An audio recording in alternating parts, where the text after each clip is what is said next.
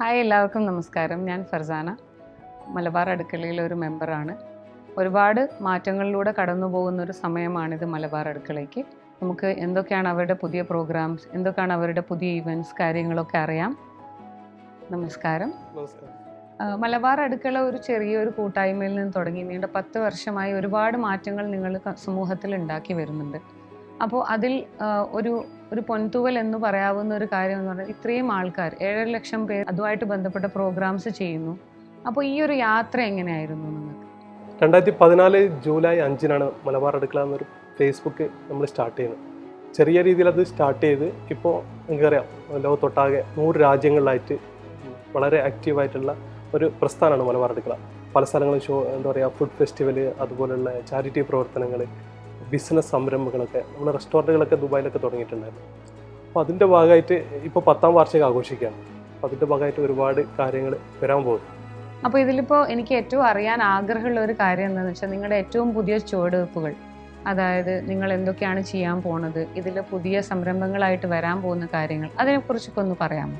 മലബാർ അടുക്കള ഇപ്പോൾ ഏറ്റവും പുതിയതായി ചെയ്യാൻ പോകുന്നത് മലബാർ അടുക്കള ബിസിനസ് ക്ലബ്ബ് എന്ന ഒരു സംരംഭമാണ്. അപ്പോൾ മലബാർ അടുക്കള സോഷ്യൽ മീഡിയ ഒരു പ്ലാറ്റ്ഫോം മാത്രമായിരുന്നു. ഇപ്പോൾ അത് നമ്മുടെ മെമ്പേഴ്സിനും അതുപോലെ നമ്മുടെ ആളുകൾക്കൊക്കെ വരുമാനം കിട്ടുന്ന രീതിയിൽ അതിനെ നമ്മൾ ഡിസൈൻ ചെയ്തിരിക്കുകയാണ്. വലിയൊരു ടീം അതിൻ്റെ ഭാഗമായിട്ട് മാസങ്ങളായി വർക്ക് ചെയ്തിട്ടുണ്ടായിരുന്നു. കഴിഞ്ഞ ആഴ്ച നമ്മൾ അതിൻ്റെ ഒരു ഉദ്ഘാടനമൊക്കെ നടന്നിട്ടുണ്ട്. അപ്പോൾ അതിൻ്റെ ഭാഗമായിട്ട് ഒരുപാട് പേർക്ക് ജോലി കിട്ടാൻ അവസരമുണ്ട്, അതുപോലെ ഒരുപാട് പേർക്ക് ബിസിനസ് ചെയ്യാനുള്ള അവസരമുണ്ട്. മലബാർ അടുക്കള ബിസിനസ് ക്ലബിനെ സംബന്ധിച്ച് കൂടുതൽ അറിയാനും അതിനെപ്പറ്റി സംസാരിക്കാനും നമുക്കിന്ന് തുളസീദാർ സാർ ഇവിടെ ഉണ്ട്. അപ്പോൾ സാറ് ഇതിൻ്റെ CEO ആണ്, ഇതിനെപ്പറ്റി ഒരുപാട് വിഷണറി ഉള്ള ആളാണ്. അപ്പോൾ സാറിന് ഇത്രയും വർഷം ബിസിനസ് കൺസൾട്ടൻസി എന്ന ഒരു മേഖലയിൽ വർക്ക് ചെയ്ത ആളായതുകൊണ്ടും ഇതിനെപ്പറ്റി കൂടുതൽ ഞങ്ങൾക്ക് പറഞ്ഞു തരാൻ പറ്റിയ ആളായതുകൊണ്ടും സാറിന് ഇതിനെപ്പറ്റി എന്തൊക്കെയാണ് പറയാനുള്ളത്? Thank you Farsana. ആദ്യമായിട്ട് എന്നെ ഈ കുടുംബത്തിലേക്ക് അലിക്ക ക്ഷണിച്ചപ്പോൾ എനിക്ക് വളരെ സന്തോഷം. കാരണം എന്താണെന്ന് വെച്ച് കഴിഞ്ഞാൽ ഒരു മനുഷ്യൻ്റെ ഒരു ലൈഫിൽ കിട്ടാവുന്ന ഏറ്റവും വലിയ അച്ചീവ്മെൻറ്റുകളിൽ ഒന്നാണത്. കാരണം നമ്മളൊരു കുടുംബം തന്നെ കാത്തു സൂക്ഷിക്കാൻ ബുദ്ധിമുട്ടുന്ന ഈ കാലത്ത് 7.5 ലക്ഷം ആളുകളെ അദ്ദേഹം കൂട്ടിപ്പിടിച്ചിട്ട് ഒരു പ്രസ്ഥാനം കൊണ്ടുവരണം എന്ന് പറഞ്ഞാൽ ഒരു വലിയൊരു അപ്രിസിയേഷൻ അർഹിക്കുന്നതാണ്. ഞാൻ അതിലാണ് ഫസ്റ്റ് എനിക്ക് അദ്ദേഹത്തിനോടും ഈ പ്രസ്ഥാനത്തിനോടും ഒരു താല്പര്യം ഉണ്ടായത്. പിന്നെ നമ്മൾ ഈ പ്രസ്ഥാനത്തിനെ കുറിച്ച് പഠിച്ചിരുന്നു, എന്താണ് ഇതിൽ ചെയ്യാൻ സാധിക്കുക. കാരണം നമ്മളൊരു പ്രൊജക്റ്റ് ഏറ്റെടുക്കുന്നതിൻ്റെ മുന്നേറ്റ് അതിൻ്റെ ഫീസിബിലിറ്റി സ്റ്റഡി, എന്താണ് ഈ പ്രൊജക്റ്റ് കൊണ്ട് നമ്മൾ ഉദ്ദേശിക്കുന്നത്, ഈ പ്രൊജക്റ്റ് ആർക്കാണ് ഉപയോഗപ്പെടുക, എങ്ങനെയാണിത് വളരെ നന്നായിട്ട് നമുക്ക് ചെയ്യാൻ കഴിയുക. അത്തരത്തിലുള്ളൊരു പഠനത്തിന് തന്നെ ഏകദേശം ഒരു 2 മാസത്തോളം നമ്മൾ എടുത്തിരുന്നു. അതിനുശേഷമാണ് നമ്മൾ ഈ പ്രൊജക്റ്റ് തയ്യാറാക്കിയിട്ട് ഫസ്റ്റ് അലിക്കായ്ക്കും ഇതിൻ്റെ ചെയർമാനായിട്ടുള്ള ശ്രീ കപ്പഞ്ചബാർ സാറ് അദ്ദേഹത്തിനും സബ്മിറ്റ് ചെയ്യുന്നത്. അവർ ആ പ്രൊജക്റ്റ് അപ്രൂവ് ചെയ്ത ശേഷം നമ്മളിത് ചാർട്ടേഡ് അക്കൗണ്ടൻറ്റിനെ കാണിക്കുന്നു. ചാർട്ടേഡ് അക്കൗണ്ടൻറ്റ് അത് വളരെ നല്ല പ്രൊജക്റ്റാണെന്നുള്ളത് നമ്മളോട് പറഞ്ഞ മൂമെൻറ്റിലാണ് നമ്മൾ നെക്സ്റ്റ് സ്റ്റെപ്പിലേക്ക് പോകുന്നത്. പിന്നെ നമ്മൾ ചെയ്തിരിക്കുന്നത് എന്താ വെച്ചാൽ ഇതിൻ്റെ ഒരു ടീം ബിൽഡിംഗ് ആയിരുന്നു. ഇന്ന് നമ്മളുടെ അറിവിലുള്ള ഏറ്റവും ബെസ്റ്റ് ആളുകളെ ചേർത്ത് പിടിച്ചിട്ടാണ് നമ്മളൊരു ടീം ചെയ്തിട്ടുള്ളത്. കാരണം ഇതൊരു പ്രൊജക്റ്റ് എന്ന് പറഞ്ഞാൽ ഒരൊറ്റ സിംഗിൾ ലെയറിലുള്ള ഒരു പ്രൊജക്റ്റ് അല്ല, ഒരുപാട് അടരുകളിലൂടെ കടന്നു പോകുന്ന വലിയൊരു പ്രൊജക്റ്റാണ്. അപ്പോൾ ഒരു ഏത് തരം കമ്പനിയാണ് MBC? അതൊരു പബ്ലിക് ലിമിറ്റഡ് കമ്പനി ആക്കി കൊണ്ടുവരാൻ എന്തായിരുന്നു ഒരു കാരണം? ആക്ച്വലി നമ്മുടെ മെമ്പേഴ്സ് കൂടുതലുള്ള ഒരു സംഘടനയാണ് മലബാർ അടുക്കള. അപ്പോൾ അവർക്ക് എന്തെങ്കിലും ബെനിഫിറ്റ് കിട്ടുക എന്നുള്ളത്. അപ്പോൾ നമ്മൾ എന്തായാലും കമ്പനി രൂപീകരിക്കുമ്പോൾ പബ്ലിക് ലിമിറ്റഡ് കമ്പനി, അപ്പോൾ അവർക്കും കൂടെ അതിൽ ഷെയർ എടുക്കാനും ആളുകളിലേക്ക് അവർക്ക് അവരുടെ ജീവിതം സമ്പന്നമാക്കാനൊക്കെ സാധിക്കുന്ന രീതിയിലുള്ള പ്രൊജക്റ്റുകളാണ് അതിൽ ഡിസൈൻ ചെയ്തത്. അതുകൊണ്ടാണ് പബ്ലിക് ലിമിറ്റഡ് കമ്പനി തന്നെ സെലക്ട് ചെയ്തത്. ഏതൊക്കെ നിലകളിലായിരിക്കും MBCയുടെ ഒരു പ്രവർത്തനവും നിക്ഷേപവും ഒക്കെ? അത് MBC എന്ന് പറയുന്നത് ഒരു മദർ കമ്പനിയാണ്. ഇത് മലബാർ അടുക്കളയുടെ ഒരു ബിസിനസ് ഡിവിഷൻ. പക്ഷേ അത് ഒരു കമ്പനിയിൽ ഒതുങ്ങി നിൽക്കുന്നതല്ല. കാരണം അതിൻ്റെ അണ്ടറിൽ നമ്മൾ ഏകദേശം ഒരു 6ഓളം സെഗ്മെൻറ്റുകൾ ചെയ്തു വെച്ചിട്ടുണ്ട്. അതിലൊന്ന് എഡ്യൂക്കേഷനാണ്. അത് നമ്മുടെ മെമ്പർമാർക്ക് ആവശ്യമായിട്ടുള്ള ഒരു വിദ്യാഭ്യാസ വികസന പദ്ധതി, അതിൻ്റെ തന്നെ ഒരു ഹയർ എഡ്യൂക്കേഷൻ സെക്ഷൻ, അങ്ങനെ എഡ്യൂക്കേഷന് സെപ്പറേറ്റ് ആയിട്ടൊരു ഡിപ്പാർട്ട്മെൻ്റ് ഉണ്ട്. രണ്ടാമത്തെ എന്താണെന്ന് വെച്ച് കഴിഞ്ഞാൽ E-commerce. നമ്മൾ ഏറ്റവും കൂടുതൽ ഫുഡ് പ്രൊഡക്ട്സ് അതിനോട് തുടങ്ങിയ ഒരു സ്ഥാപനം കൂടിയാണല്ലോ. അപ്പോൾ അതുകൊണ്ട് എന്താണെന്ന് വെച്ച് കഴിഞ്ഞാൽ നമ്മൾ ഒരു ഇ-കൊമേഴ്സ് ആപ്പ് നമ്മൾ എന്ത് ചെയ്യുന്നുണ്ട്, ക്രിയേറ്റ് ചെയ്യുന്നുണ്ട്. നമ്മുടേതായിട്ടുള്ളൊരു ആപ്പ്, അതിൽ തന്നെ സോഷ്യൽ മീഡിയ ഉണ്ടായിരിക്കും, E-commerce ഉണ്ടായിരിക്കും. പിന്നെ മൂന്നാമത്തത് ഹോസ്പിറ്റാലിറ്റി. അപ്പോൾ നമുക്ക് നമ്മുടെ ആളുകൾക്ക് യാത്ര ചെയ്യുമ്പോൾ താമസിക്കാനും നമ്മുടെ സൗകര്യങ്ങൾക്കനുസരിച്ച് നിൽക്കാനൊക്കെ പറ്റുന്ന റിസോർട്ട്സ് അടക്കമുള്ള സൗകര്യങ്ങൾ നമ്മൾ എന്ത് ചെയ്യുന്നുണ്ട്, നമ്മൾ ഹോസ്പിറ്റാലിറ്റിയിൽ ഉദ്ദേശിക്കുന്നുണ്ട്. നമ്മുടെ മെമ്പർമാർക്ക് ഏറ്റവും കുറഞ്ഞ ചിലവിൽ ട്രാവൽ ചെയ്യാനുള്ള സൗകര്യം, അതിനുള്ള ട്രാവൽ ഏജൻസീസ് ആയിട്ടുള്ള അസോസിയേഷൻസ് നമ്മൾ ആൾറെഡി ആയിക്കഴിഞ്ഞു. അതാണ് മൂന്നാമത്തെ ഡിപ്പാർട്ട്മെൻറ്റ് ഹോസ്പിറ്റാലിറ്റി. നാലാമത്തേന്ന് പറഞ്ഞു കഴിഞ്ഞാൽ ഫുഡിൻ്റെ പ്രൊഡക്ഷൻ യൂണിറ്റാണ്. സത്യത്തിൽ മലബാർ അടുക്കളുടെ ഫസ്റ്റ് പ്രൊജക്റ്റ് അതാണ് വരാൻ പോകുന്നത്. കാരണം നമ്മൾ തുടങ്ങി വെച്ചത് അതിലാണ്. അപ്പോൾ മലബാർ അടുക്കളുടേതായിട്ടുള്ള പ്രൊഡക്റ്റുകൾ എന്ത് ചെയ്യുന്നുണ്ട്, നമ്മൾ സ്റ്റാർട്ട് ചെയ്യുന്നു. അപ്പോൾ നമ്മുടെ FMCGയുടെ വലിയൊരു ഫാക്ടറി പെട്ടെന്ന് തന്നെ നമ്മൾ എസ്റ്റാബ്ലിഷ് ചെയ്യുന്നുണ്ട്. ലാസ്റ്റ് വരുന്നതാണ് ഇതിലെ സർവീസ് സെൻറ്റർ എന്ന് പറയുന്ന സംഭവം. അതൊരു വിശാലമായ കോൺസെപ്റ്റാണ്. അതായത് 1000 പഞ്ചായത്തുകളിലായിട്ട് നമുക്ക് എന്ത് ചെയ്യുന്നുണ്ട്, മലബാർ അടുക്കളുടെ സെൻറ്ററുകൾ വരാൻ പോവുകയാണ്. അതിൽ ഒരു പഞ്ചായത്തിലുള്ള സെൻറ്ററിൽ തന്നെ നമുക്ക് എന്തുണ്ടായിരിക്കും എന്ന് വെച്ച് കഴിഞ്ഞാൽ ഒരു സർവീസ്, ഇപ്പോൾ എല്ലാം അക്ഷയ മാതിരിയുള്ള സർവീസുകളിലാണല്ലോ അതായിരിക്കുന്നത്. അപ്പം അതിൻ്റെ ഒരു സർവീസ് സെൻറ്റർ ഉണ്ടായിരിക്കും. ഒരു കിൻഡർഗാർഡൻ എന്ന് പറയുന്ന ഒരു ഡിപ്പാർട്ട്മെൻറ്റ് ഉണ്ടായിരിക്കും.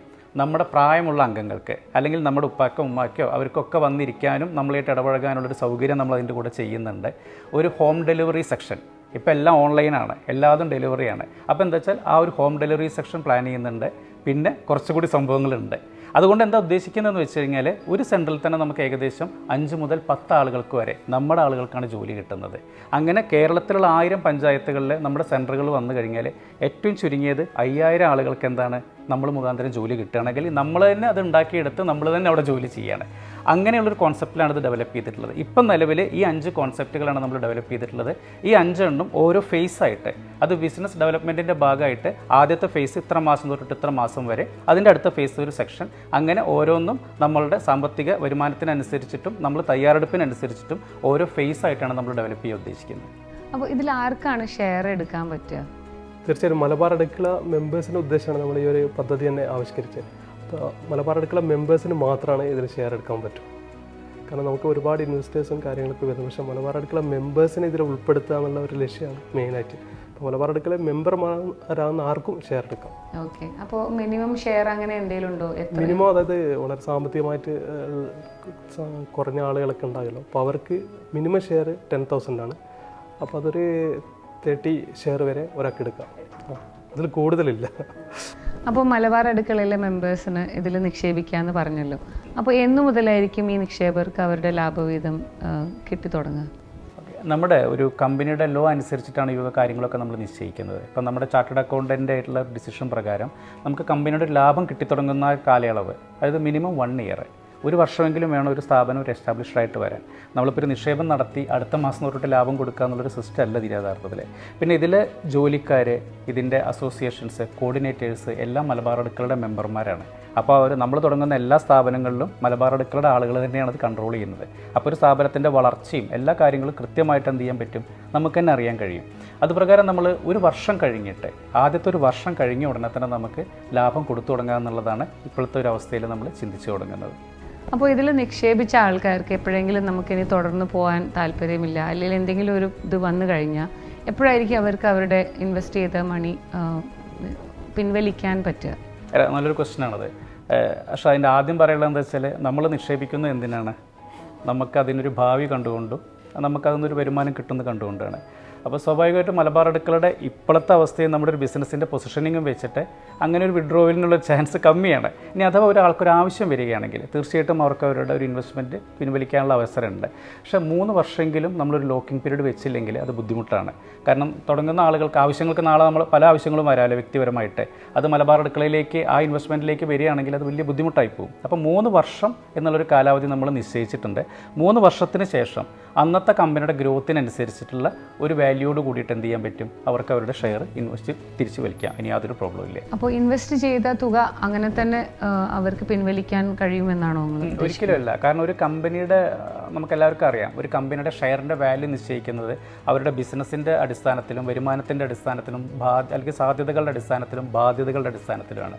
അപ്പോൾ നമ്മളെ സംബന്ധിച്ചിടത്തോളം നമ്മൾ നിക്ഷേപിക്കുന്ന തുക ഇപ്പോൾ 3 വർഷം കഴിഞ്ഞിട്ട് നമ്മളത് വിഡ്രോവൽ ചെയ്യുമ്പോൾ അന്നത്തെ കമ്പനിയുടെ അവസ്ഥയ്ക്കനുസരിച്ചിട്ട്, കമ്പനി വളരെ ഗ്രോത്തിലാണെങ്കിൽ എന്ത് ചെയ്യും, ആ ഗ്രോത്തിനനുസരിച്ചുള്ള ഒരു അപ്രീസിയേഷനോട് കൂടിയിട്ട് തന്നെയായിരിക്കും അവർക്ക് വിഡ്രോ ചെയ്യുക. അല്ല നമ്മൾ ഉദ്ദേശിക്കുന്ന ഒരു ഗ്രോത്തിൽ എത്തിയില്ല, അങ്ങനെ വരുമ്പോൾ എന്തായിരിക്കും, അതിൻ്റെ അപ്രിസിയേഷൻ ഒരു പരിധി ഉണ്ടായിരിക്കും. പക്ഷേ നമ്മളുടെ ഒരു പ്ലാനിങ് പ്രകാരമാണെങ്കിലും അസംഷനും നമ്മുടെ ചാർട്ടേഡ് അക്കൗണ്ടിൻ്റെ പ്രൊഡിക്ഷനും എല്ലാം വെച്ചുകൊണ്ട് അതൊരു ദൈവാനുഗ്രഹം ഉണ്ടായിരിക്കും ആ ഒരു ഷെയറിൻ്റെ വാല്യൂവിൻ്റെ മുകളിൽ. അത് നമുക്കൊരു വലിയൊരു ഉറപ്പാണ്. കാരണം നമ്മൾ എസ്റ്റാബ്ലിഷ് ചെയ്യുന്ന മേഖലകൾ അത്രയും പെർഫെക്റ്റ് ആണ് എന്നാണ് നമ്മുടെ വിശ്വാസം. നമ്മുടെ കമ്പനിയുടെ പ്രവർത്തന റിപ്പോർട്ടുകൾ നമ്മുടെ മെമ്പേഴ്സിന് അറിയാൻ സാധിക്കും? തീർച്ചയായിട്ടും. കാരണം നിക്ഷേപകരുടെ അല്ലേ കമ്പനി. അപ്പോൾ കമ്പനിയുടെ പ്രവർത്തനങ്ങൾ എല്ലാ വർഷവും കമ്പനികൾക്ക്, ഇപ്പം നമ്മുടെ കമ്പനി എന്നല്ല എല്ലാ കമ്പനികൾക്കും എന്തായിരിക്കും കൃത്യമായിട്ടുള്ള സ്റ്റാറ്റ്യൂട്ടറി ഓഡിറ്റ് ഉണ്ടായിരിക്കും. ആ ഓഡിറ്റിന് ശേഷം ആ ഓഡിറ്റ് റിപ്പോർട്ട് നമ്മൾ കൃത്യമായിട്ട് പ്രവർത്തകരെ അറിയിക്കും. അത് കൂടാതെ നമ്മൾ എന്ത് ചെയ്യുന്നത് വെച്ചെങ്കിൽ നമ്മുടെ ഉദ്ദേശം നമ്മളുടെ തന്നെ നമുക്ക് തന്നെ മീഡിയയുടെ ഒരു സെക്ഷൻ വരുന്നുണ്ട്. അതുവഴി കൃത്യമായിട്ട് ഓരോ സ്ഥാപനത്തിൻ്റെയും നമ്മുടെ അണ്ടറിൽ വരുന്ന ഓരോ സ്ഥാപനത്തിൻ്റെയും അപ്ഡേഷൻസ് എന്താണ് നമ്മൾ സംഭവിച്ചുകൊണ്ടിരിക്കുന്നത് എന്നുള്ളത് അപ്ഡേഷൻസ് വലിയൊരു സന്തോഷമല്ലേ നമ്മൾ തന്നെ അറിയുന്നത്. അതുകൂടി നമ്മൾ കൃത്യമായിട്ട് എന്ത് ചെയ്യുന്നുണ്ട് ഇവരെ അറിയിക്കുന്നുണ്ടായിരിക്കും. കണക്കുകൾ പക്ഷേ എന്താ വെച്ചാൽ ഓരോ വർഷത്തിലും ഓഡിറ്റ് പ്രകാരം നമ്മൾ എന്ത് ചെയ്യും കൃത്യമായിട്ട് അവർക്ക് കൊടുത്തിരിക്കും. എനിക്ക് ഈ കമ്പനിയായിട്ട് ബന്ധപ്പെട്ട് കാര്യങ്ങൾ അറിയാനും അതിൻ്റെ ഷെയറുമായിട്ടുള്ള കാര്യങ്ങൾ അറിയാനും വേണ്ടി ഞാൻ ആരെയാണ് ബന്ധപ്പെടേണ്ടത്? തീർച്ചയായും മലബാറിലേക്ക് ഗ്ലോബലി 56ഓളം കോർഡിനേറ്റേഴ്സ് അഡ്മിൻസ് ഉണ്ട്. അപ്പോൾ ഇവരെ തന്നെ ബന്ധപ്പെട്ടാൽ മതി. ഇപ്പോൾ കോഴിക്കോടാകുമ്പോൾ കോഴിക്കോട് കോർഡിനേറ്റേഴ്സ് ഉണ്ട്, പാലക്കാടുണ്ട്, അല്ലെങ്കിൽ ഗ്ലോബലി GCCയിലുണ്ട്. അവരായിട്ട് ബന്ധപ്പെട്ടാൽ മതി. ഇനി മെമ്പർ അല്ലാത്ത ആളുകൾക്ക് ഇതിൽ കൂടണമെങ്കിൽ മലബാർ അടുക്കള മെമ്പർഷിപ്പ് എടുത്തതിന് ശേഷം ഇതിൽ ഇൻവെസ്റ്റ് ചെയ്യാം. പല ആളും ചോദിച്ചിട്ടുണ്ടായിരുന്നു അത്. അപ്പോൾ ചില ആൾക്കാർക്ക് ഇതുപോലെ നിങ്ങളെപ്പോലെ പ്രവർത്തിക്കാൻ ആഗ്രഹം ഉണ്ടാവും. അപ്പോൾ അങ്ങനെയാണ് മലബാർ അടുക്കള മെമ്പർഷിപ്പ് എടുത്തതിന് ശേഷം ഇതിൽ ഇൻവെസ്റ്റ് ചെയ്യാൻ പറ്റും. എന്താണ് MBC എന്നൊന്ന് പറയാമോ? MBC ഒരൊറ്റ വാക്കിൽ പറഞ്ഞു കഴിഞ്ഞാൽ കരുതൽ, സ്നേഹം, കൂട്ടായ്മ, ഇതാണ് MBC. നമ്മൾ MBCനെ എനിക്ക് ഉപമിക്കാൻ ആഗ്രഹിക്കുന്നത് ഒരു ആൽമരത്തിനോടാണ്. ആൽമരത്തിനുള്ളൊരു പ്രത്യേകത, ആൽമരം എന്താ വെച്ചാൽ സാധാരണ മരങ്ങളുടെ മാതിരി ഒരൊറ്റ തടിയിലല്ല ആൽമരം നിലനിൽക്കുക. ആൽമരത്തിന് ചുറ്റും ശ്രദ്ധിച്ചാൽ കാണാം ഒരുപാട് ശാഖകൾ മുകളിൽ നിന്ന് താഴത്തേക്ക് വന്നിട്ടുണ്ടാവും. ആ ശാഖകൾ പിന്നെ വേരായി മാറുകയാണ്. അതുകൊണ്ടാണ് ആൽമരം 100 വർഷത്തോളം നിലനിൽക്കുന്നത്. വേറൊരു മരത്തിനും അത്രത്തോളം പ്രത്യേകത ഉണ്ടെന്ന് എനിക്ക് തോന്നുന്നില്ല. നമ്മുടെ MBC നമ്മൾ ഉദ്ദേശിക്കുന്നത് ആ കോൺസെപ്റ്റിനോടാണ്. നമ്മൾ ഓരോരുത്തരും ഓരോ ശാഖകളായി മാറുകയാണ്. അതായത് നമ്മളുടെ ഇപ്പോൾ ഉൾപ്പെട്ട 5 സെക്ഷൻ ബിസിനസ്, അത് നമ്മൾ നിലവിൽ മലബാർ അടുക്കളയുമായിട്ട് ബന്ധപ്പെട്ടുള്ള ചെയ്യാൻ സാധിക്കുന്ന അല്ലെങ്കിൽ നമ്മളിപ്പോൾ ചെയ്തുകൊണ്ടിരിക്കുന്ന അല്ലെങ്കിൽ നമ്മുടെ മെമ്പർമാർക്ക് കണക്ഷനുള്ള മേഖലകളിൽ മാത്രമാണ് ഇപ്പം നമ്മൾ ഈ പറഞ്ഞത്. ഇത് മാത്രമല്ല, ഇതിൻ്റെ വേറെ കുറേ ലെയറുകൾ വരുന്നുണ്ട്. ഉദാഹരണത്തിന് മലബാർ അടുക്കളയ്ക്ക് ഒരു മീഡിയ കമ്പനിയുണ്ട്. ആ മീഡിയ കമ്പനി നിലവിലുള്ള മലബാർ അടുക്കളുടെ മെമ്പർമാർക്കുള്ളതാണ്. പക്ഷേ അതൊരു വലിയൊരു വൃത്തത്തിലേക്ക് നമ്മൾ കൊണ്ടുവരുമ്പോൾ നമ്മളുടെ മെമ്പർമാരുടെ എണ്ണം എടുത്ത് നോക്കൂ. ഞാൻ എൻ്റെ ഒരു ബിസിനസ്സും കൂടി പറഞ്ഞുതരാം, അപ്പോഴാണ് അതിൻ്റെ കൃത്യമായിട്ടുള്ളൊരു കാഴ്ചപ്പാട് വരുള്ളൂ. നമ്മൾക്ക് 1,00,000 മെമ്പർമാരുണ്ടെന്ന് വിചാരിക്കുക. നമ്മൾ 7 ലക്ഷം ആളുകളുണ്ട്, ആയിക്കോട്ടെ. 1,00,000 ആളുകളുണ്ട്, വേണ്ട 10,000 ആളുകളുണ്ട്. 10,000 ആളുകൾക്കും നമ്മളുടെ സ്വന്തം മീഡിയ കമ്പനിയാണ് അവരുടെ വീടുകളിലും അവരുടെ സുഹൃത്ത് സദസ്സുകളിലൊക്കെയുള്ള ഇവൻറ്റ് മാനേജ്മെൻറ്റ് നടത്തുന്നതെന്ന് വിചാരിക്കുക. നമ്മളുടെ കമ്പനിക്കുള്ള വരുമാനം എന്തായിരിക്കും? ഒരു മാസത്തിൽ ഒരു 30 ദിവസം വർക്ക് ചെയ്താലും 365 ഇവൻ്റാണ് നമുക്ക് ഒരു ഗ്രൂപ്പിന് എടുക്കാൻ കഴിയുള്ളൂ. അപ്പോഴും നമുക്ക് 10,000 മെമ്പർമാരുടേത് പൂർത്തിയാക്കാൻ കഴിയില്ല.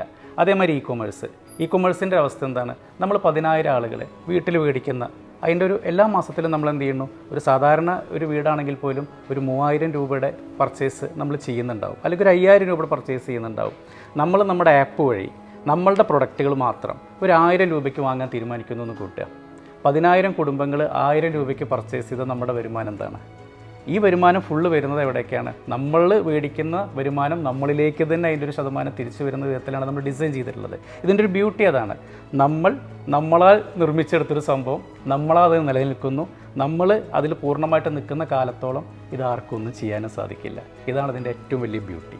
ഞങ്ങളുടെ കൂടെ ഇത്രയും കാര്യങ്ങൾ ഷെയർ ചെയ്യാനും ഇത്രയും ഇൻഫർമേഷൻസ് പാസ് ചെയ്യാനും എടുത്ത ഈ എഫേർട്ടിന് നന്ദി അറിയിക്കുന്നു. നമസ്കാരം.